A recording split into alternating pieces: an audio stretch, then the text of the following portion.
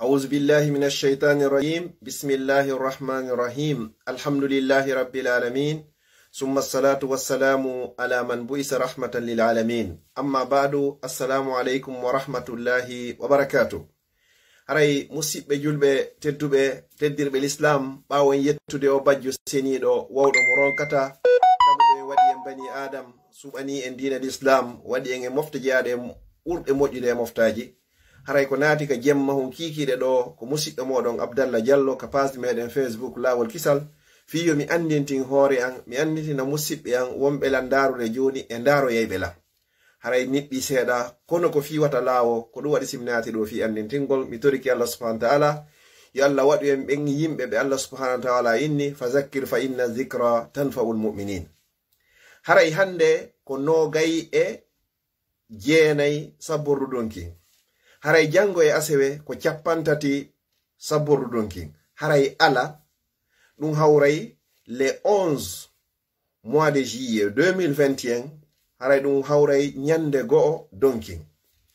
haray mi toriki Allah yo Allah tawnu en newnana en kadi wawugol horugol newnana en wawugol wurintugol jemmaji ɗin jantagol inde Allah ittugol sadakaji jangugol Qur'an e habbirgol e subbon hinagol yugol la ilaha illallah e ɗiggangol nene e baba e jokkugol enɗan e honɗum kadi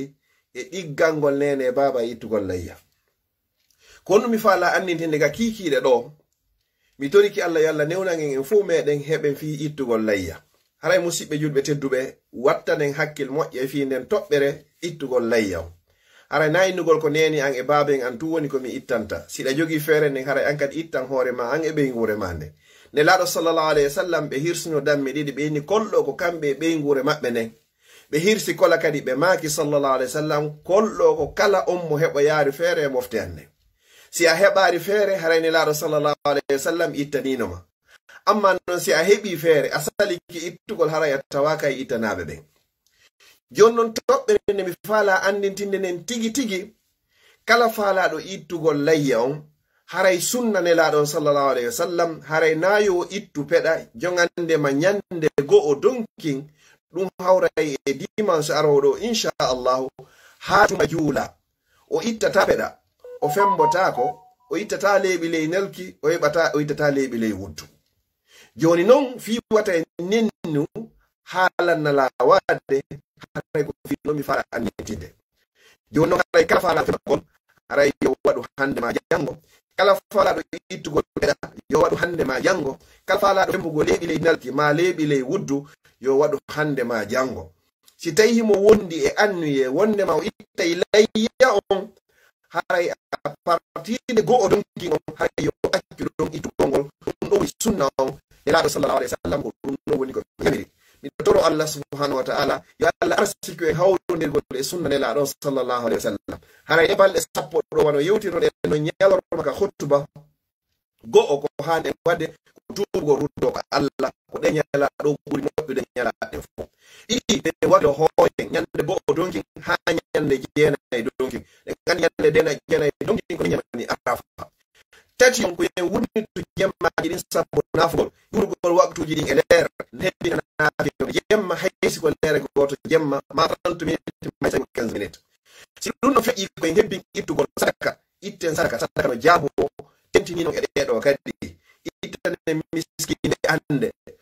weelaɓe ɓe ñamine ɓe ɗonɗaɓe ɗontina tembe hegi ko woni ka meɗen kon mo be eto ina hay 5 euro 50,000 francs inchallah ko sodana famille goto hay tawi ko kilo ko tew hara kamɓe kadi ɓe ñama e tew ñande julde eɓɓana ɗum ɗo 2 maintenant fewno ɗo waɗa ɗum ka programme ma mi itti o 100 euro ɗo fi famille ji sappo ma fi famille ji nogay mo be maɓɓe heɓa kilo goto tew ɗum haray a waɗi sadaka a natori ka Allah daali ɗon wa yutimuna ta'ama hiɓe ñammina ñamete ne laaɗo sallallahu alayhi wa sallam e maaki ko ɓuri moƴƴude e sadakaji ɗin fof ko an toti ima jaayi an ko nde ñamminta weelaɗo si ɗum ɗon feƴƴi hebbina jantagol inde Allah yugol subhanallah walhamdulillah wala ilaha illallah wallahu akbar wala hawla wala quwwata illa billahi al-ali al-azim ɗum ɗo wona jikirwol mangol ɗum ɗo wona gimol mangol sono be sono tentini non e nder ɗe balɗe sappo aranɗe ɗo donkin yo Allah o tawno en Abdullahi ibn Umar e Aba Hurayra si ɗe ɗo hewtino ɓe hebbinayno worugol ɗum ɗo hara ɓe jinda ka hoore laawi ɓe yaka marcheji ka lumoji hara ɓe wiya subhanallah walhamdulillah wala ilaha illallah wallahu akbar yimɓe ɓe ñembintina ɓe iwtira ɓawo maɓɓe. ɗo tawa kadi ko hanuɗen heɓu waɗugol ɗo kadi jokkugol enɗan. kala jokkuɗo enɗan Allah jokkay fi makko, kala taƴuɗo enɗan Allah taƴay fi makko. kala faalaɗo yo Allah subhanahu wa ta'ala yeññanmo arsike makko, o ɓeydanamo e balɗe makko ɗen, yo ɗiggan nene makko e ben makko, o jokka enɗan.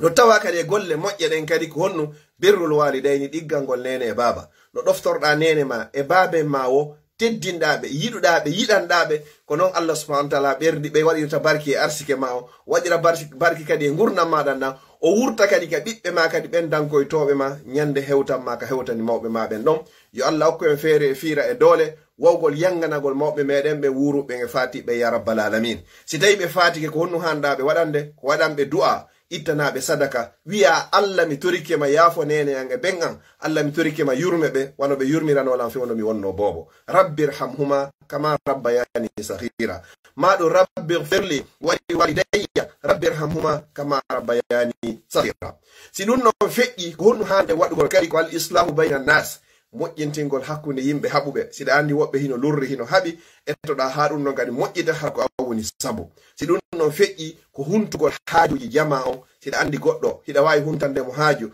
wallitoɗamo. nelaɗo sallallahu alaihi wasallam e maki man kana fi hajati akhihi kana Allahu fi hajati, kala wonɗo e haaju musidɗo muɗum Allah kadi wona e haaju maɗa on kadi inchallah. si tawi haray ɗum non feƴƴi ko layya on komi fuɗɗorno kon, ettoɗa an kadi ha itta layya. sa itti layya andu ko damol ko ari yawmal qiyama har hiɗa gani sirate ga hiɗa falano lumbira ko ahi ko Allah no wandi ko puccuwi mo nangi ko lanno ma ene hiɗa andi lankari yo ina mi meɗama andude salami ko maɓe nan ko honno me lumbirta ɗo. kol inna ma ko min woni kol damol kol ittunoɗa layya ittirɗa fi Allah ƴaw e hoore an ɗo hande kadi lumben. ittugol noon layya ɗum ɓurata fewn ɗo 100 euro ma 150 euro ko ɗuuɗi o ko ɗuuɗi sa naɓi 150 euro ma 150 $. ka meɗen fulawaɓe ittante dammol timmugol, a heɓi layya, a heɓi baraji, a ñammini miskinɓe. enen ka wonɗen ga en haton jenayi tewu, woɓɓe togananama tewu, woɓɓe kadi yahay labtane ɓe windane ordonnance ko ɓe ñamoye tewu, woɓɓe yaha labtane ɓe windane ordonnance wata ɓe ñamu tewu. ɓeɗo ɓe setti hon anon Allah waɗi maka ɓen innaɓe ɗon wata ñamu tewu, Allah waɗi oɗa ka windanaɓe ɗon yoɓe ñamu tewu,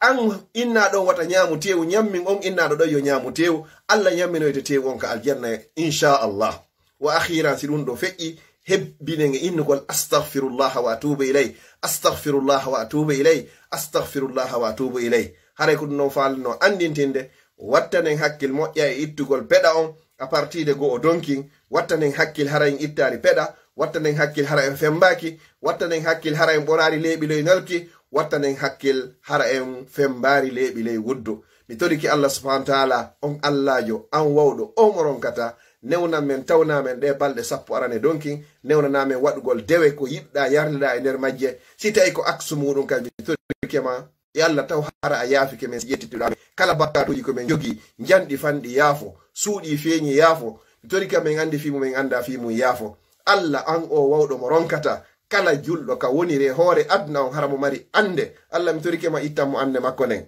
Allah mi tororima inɗe maɗen fo e sifaji maɗin fo, kala ka julɗo aani maapi ittanmo maapunde makko nden hoynanamo. kala ka julɗo nawnima nawnira ko an Allah mari cellal okkumo cellal yawungal newingal sifa ngal okkunoɗa annabi ayyuba alayhi salam.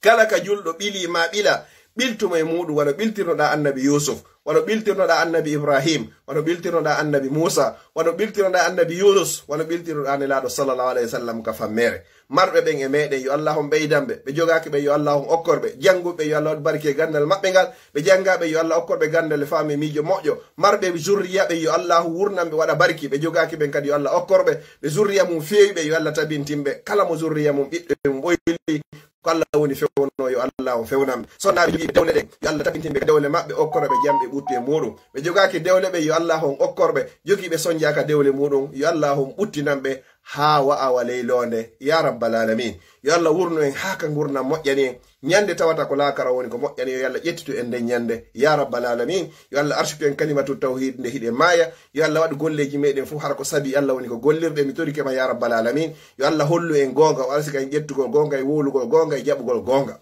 yo Allah hollu en mere, o newnana en wo'itagol mere kadi ya rabbal alamin. innahu waliyu zalika wal qadiru alayh. ka wonno ka page meɗen Facebook lawol kisal ɗo inchallah ko musidɗo moɗon Abdallah Diallo Bruxelles haray inchallahu en jango si tawi jon jango jaɓi si tawi ko aksu moɗon kadi yo Allah taw haraw yafiken so ƴettidi en. Wassalamu aleykum wa rahmatullahi.